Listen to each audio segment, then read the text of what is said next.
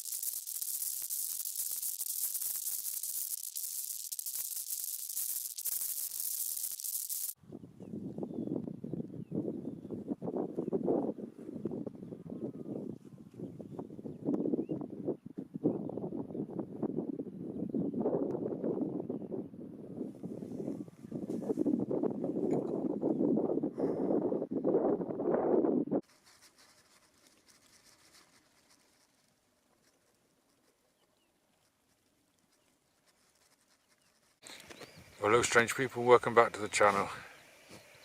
I'm out for a cheeky little camp tonight up on one of the tors that is above my town, and absolutely gorgeous evening, gorgeous evening. I had to come down a little bit off the top. This tor is a bold top, it's huge on top.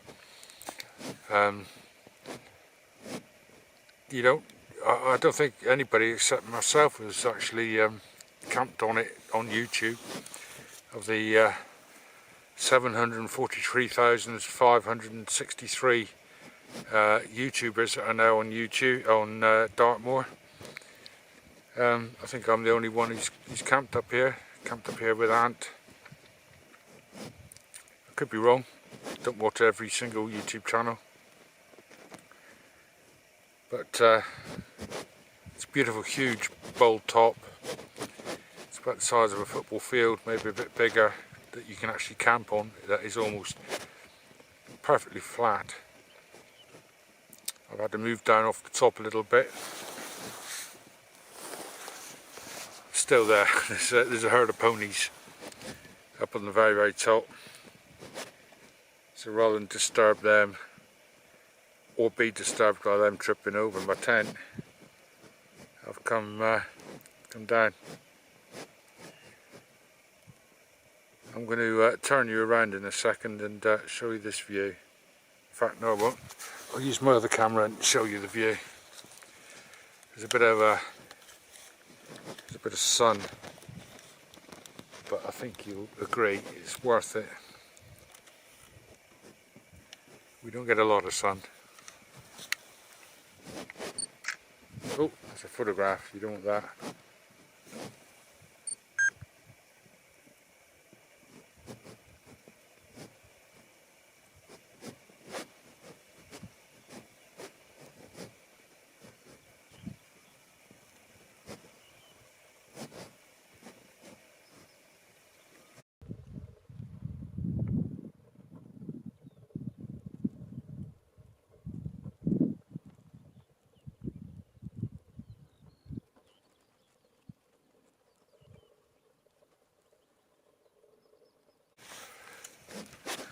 So yeah, absolutely stunning views. Oh. I don't know if you can see the ponies behind me.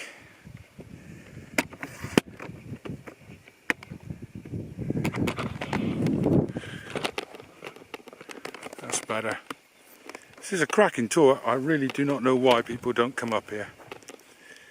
I think maybe the fact that it can get a bit busy during the day, but in the evening, it's just, I mean, these views are to die for. Right out across Bodmin Moor, all the way. It's a little bit hazy, I can't see the sea, but normally you'd be able to see the sea. You'd be able to see well, certainly the cliff faces on the north coast.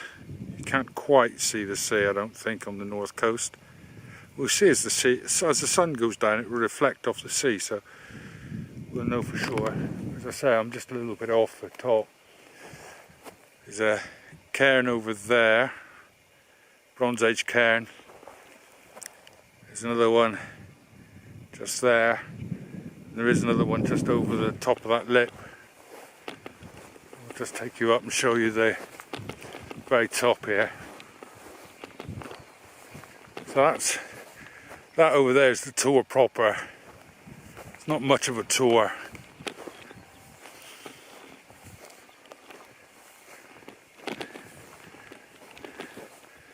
So out across there, we've got Roost Tor in the front, Great Mist Tor in the back.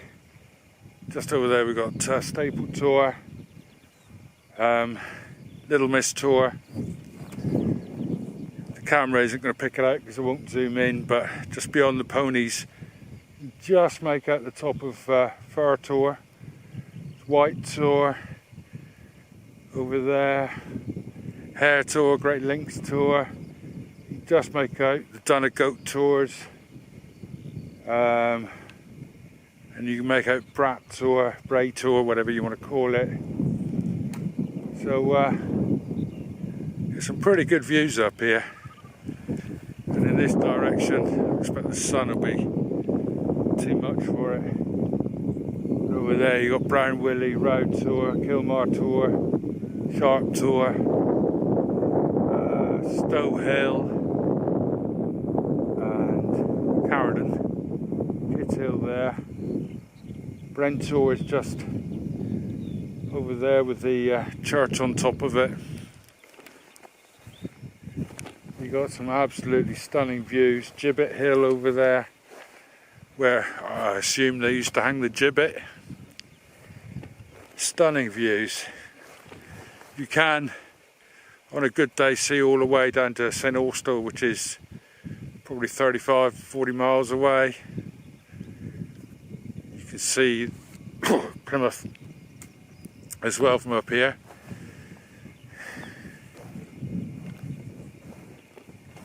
Yeah, stunning views. That's why people come up here. There is the road about a mile in that direction with a huge car park, which you can park in and come up that side. That side of the hill is much easier than the side I've come up. So every Tom, Dick and Harry can come up here, but I mean this is just flat. It's so beautiful. You could come up and play football if it wasn't for the fact you'd have a good mile chase to get the ball back if you kicked it too hard. Yeah.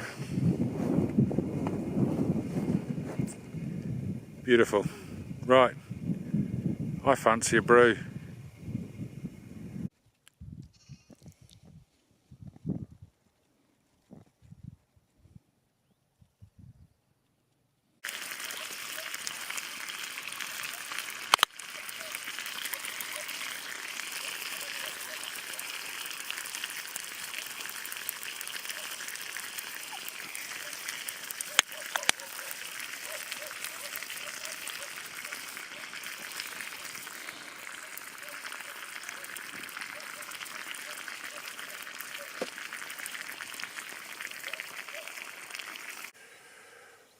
I don't know if you're aware of the consultation that's gone out. I only became aware of it yesterday. It would appear the government now wish to ban what they're calling machetes and large knives. This includes scythes, sickles, billhooks. They haven't actually put a size on the knife either. But if you read the consultation, it mentions camping, hunting and bushcraft. So what they call a large knife, I do not know. But you can well imagine that something like the Jacklaw camp knife, or what several of you use for your bushcraft knives, could be classed as a large knife. Every camp, doesn't matter where I go, I've always got my Jacklaw Crow. Now I would call this a small knife, but it's a fixed blade, and this could easily get itself classed as a large knife.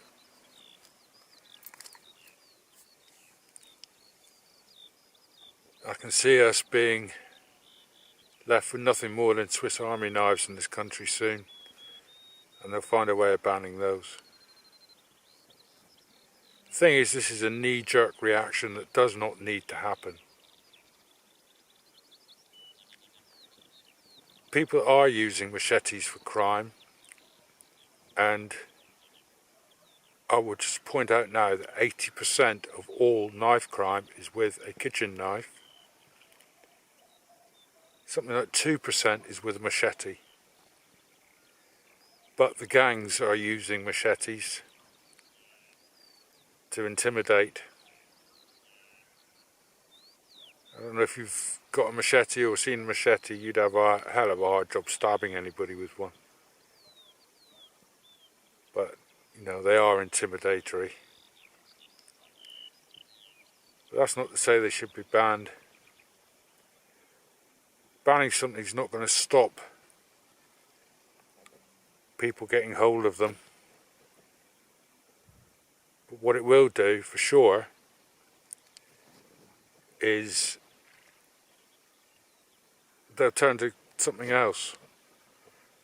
A meat cleaver, a hammer, a hatchet, or a kitchen knife.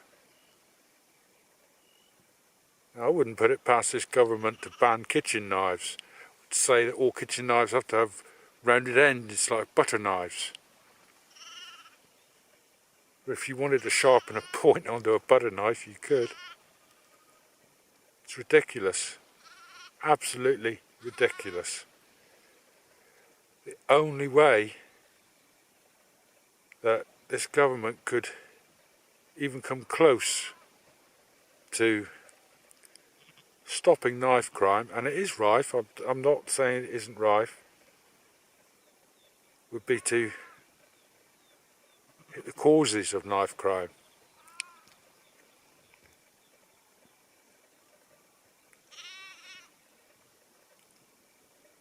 The way they stopped quite so many fires happening in quite so many serious fires happening was through education and smoke alarms and that kind of thing. They didn't ban matches, they didn't ban lighters, they didn't ban, you know, ways that people could light fire. And the way to stop knife crime is through education and lifting people out of poverty. By opening the youth centres again, the swimming pools, the libraries, all of those things that this government over 13 years have closed through their ridiculous austerity project, ideology.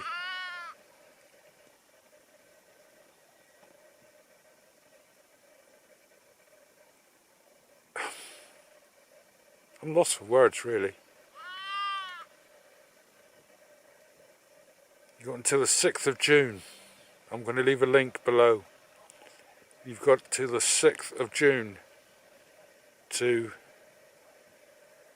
tell them why they're wrong, why they shouldn't ban, well, certainly sickles and billhooks. I mean, what?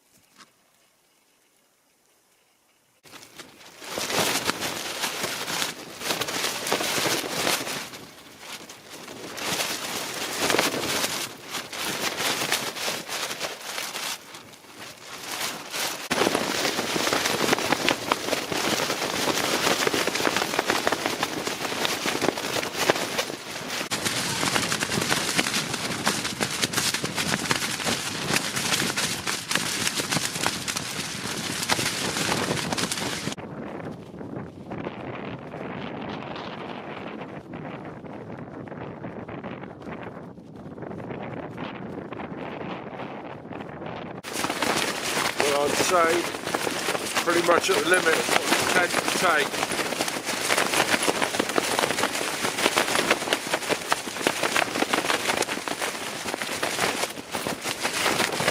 She's held up pretty well. Well, I'm all packed up, apart from the tent now. So I'm going to leave the video here. Please go to that website, the government website, and fill in the online form that they've got, questionnaire, online questionnaire, and if you can email them, tell them that they're a bunch of billhooks, please do. Probably don't use that word. It's very important. As I said last time, our rights are slowly being eroded, and now they're actually coming after traditional tools, which is ridiculous. So if you could do that, much appreciated, and I will catch you